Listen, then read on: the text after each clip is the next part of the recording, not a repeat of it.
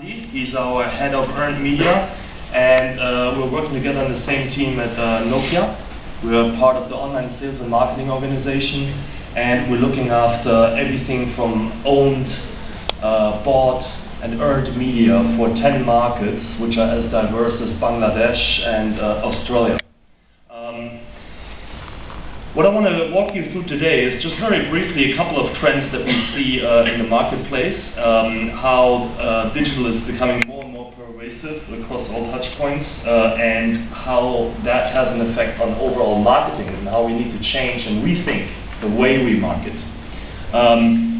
Where are we today at Nokia when it comes to our digital destinations, our social media around the world, and what are we going to do about it, what are we doing about it right now in terms of our social strategy? And then I'm going to give you about 2 case studies about how we implemented it based on a campaign in Indonesia and also in Southeast Asia. So the first thing, you might know how many people are online, but I don't know if you're aware that actually last week the internet made a major milestone, reaching 2 billion people worldwide. And the majority of those people are living in Asia. We have one of the biggest online audiences in Asia, and by end of next year it will be as big as the rest of the world combined. By the end of 2013, Asia will have 2/3 of the world's population. So don't go anywhere, stay here. The growth is here, and we see that now, not only in our company, but in many others, that the number one investment area for a lot of companies is Asia. So a great place to be. Also, it's interesting to see in Asia that a lot of the things that happen in Europe or in the US sometimes don't necessarily happen that way in Asia. We're sometimes leapfrogging a little bit. And if you look at the history of how consumers or people are consuming information, it's very interesting to see that in the last couple decades, the pace of adoption of new forms of information platforms or ways of consuming information is actually accelerating. So we're adopting and we're changing faster. In fact, the amount of change that happened to the world in the last 50 years is bigger than the amount of change that happened in the entire history of human mankind. So if there's one thing you need to adopt to, apart from digital marketing per se, is change, because it's only going to accelerate.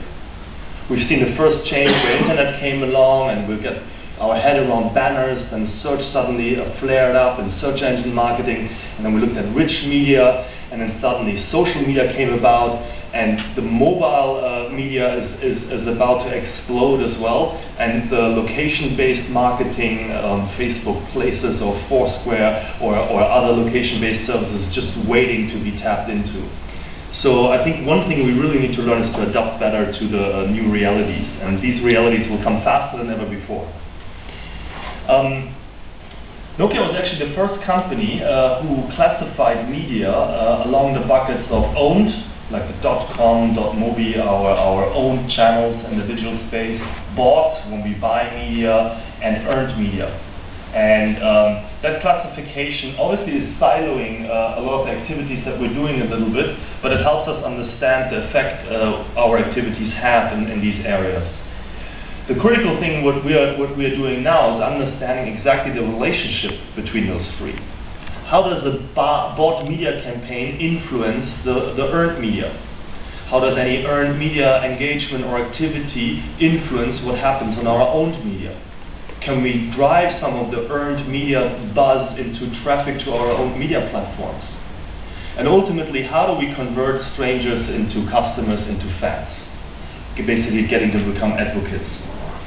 This is kind of like, in short, the new kind of area of types of things you need to worry about in digital when it comes to online marketing.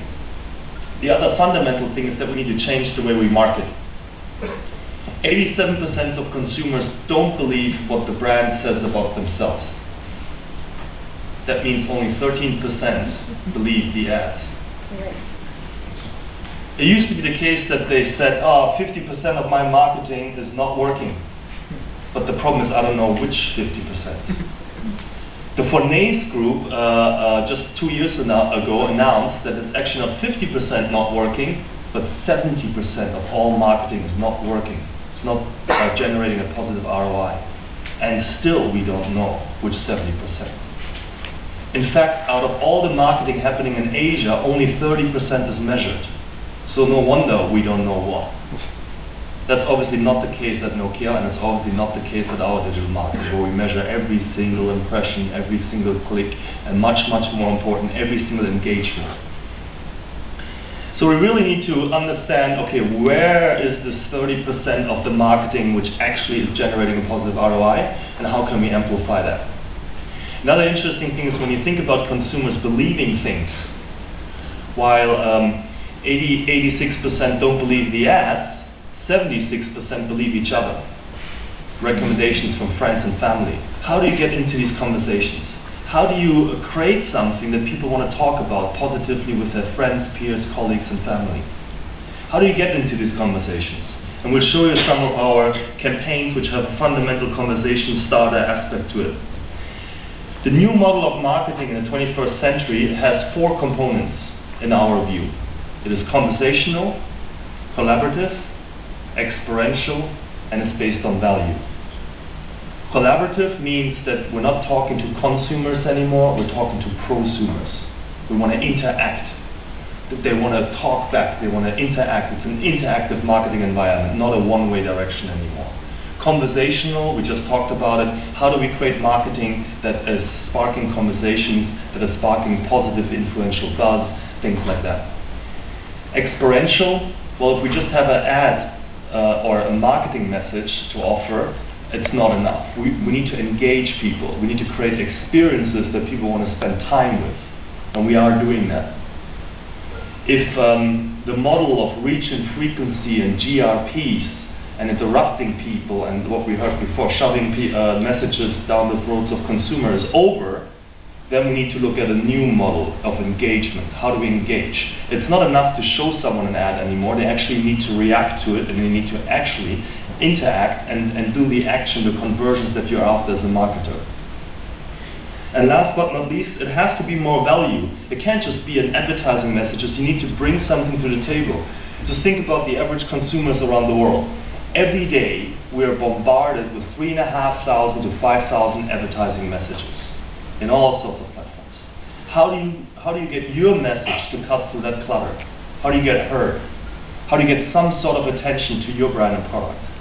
Well, if you just have an advertising message, an ad, a price, or something about your product, might not be enough for people to pay attention to you. But what if you bring something of value to the table?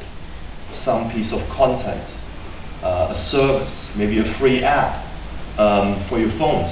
So if you bring something of value, that might mean that people are spending more time with you. So how do we all translate this into a social media strategy, if you will? Before I go into the social media strategy, I just want to give you a quick overview of where are we at Nokia, or where were we at Nokia, and where are we today when it comes to the digital marketing environment. I'll show you this little video about the state of the online marketing at Nokia.